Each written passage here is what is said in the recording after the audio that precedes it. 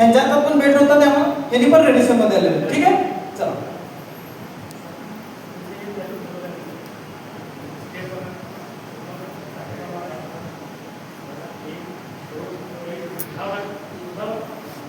आणि ओढताना तुम्ही बघू शकताय, तुम्ही इथे या, नवीन आहे ना, बघा इथून बघा, जरा पुढे जाऊ. म्हणजे 0 पॉईंट मध्ये कोणीही असला आणि हत्ती जरी असला तरी तो हा जाणारच. ठीक आहे,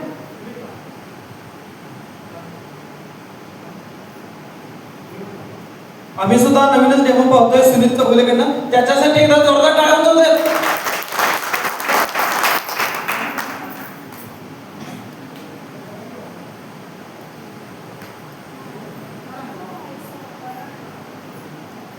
आता त्यानं काय केलेलं आहे, एका मॅडमांना बेल्ट घातलेला आहे, बाकीचे कोणालाही बेल्ट नाही आहे.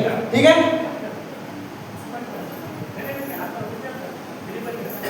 हा, फक्त आता तिघांनी हातात हात घालायचे आहेत आणि तुम्ही आणि हिने पंच करायचे ना. हा, दोघांनी साईडच्या दोघांनी फक्त पंच करायचे.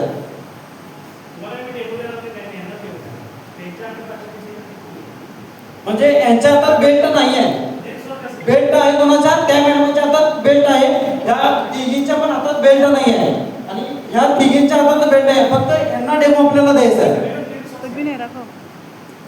म्हणजे लास्ट पेपर आहे, त्यांच्या हातात बेल्ट घातलाय फक्त आणि या चौघांना यांना डेमो देणार बघा. म्हणजे एनर्जी किती पास होते याचं एक जिवंत उदाहरण आपल्या समोर आहे.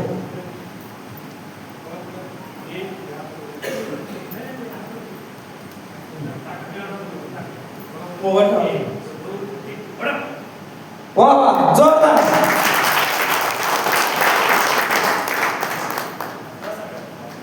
आता बघा,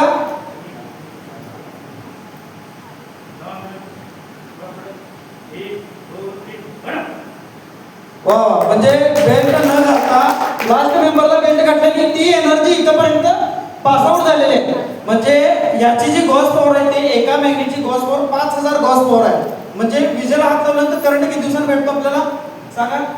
विजेला हात लावल्यानंतर करंट किती दिवसांनी भेटतो? लगेच भेटतो साधा. मग ती त्याचं प्रात्यक्षिक इथं आपल्याला बघायला मिळतंय की बेल्ट त्यांच्या हातात घातला, परंतु ती एनर्जी डायरेक्ट यांच्याकडे पास झालेली आहे आणि यांना एनर्जी झालेली आहे. ठीक आहे, आता बघा रेडिएशन किती घातक आहे, एक कॉल आपल्यासाठी किती घातक असू शकतो याचं एक उदाहरण. कोण चालू आहे? फक्त हॅलो म्हणलेले. ठीक आहे,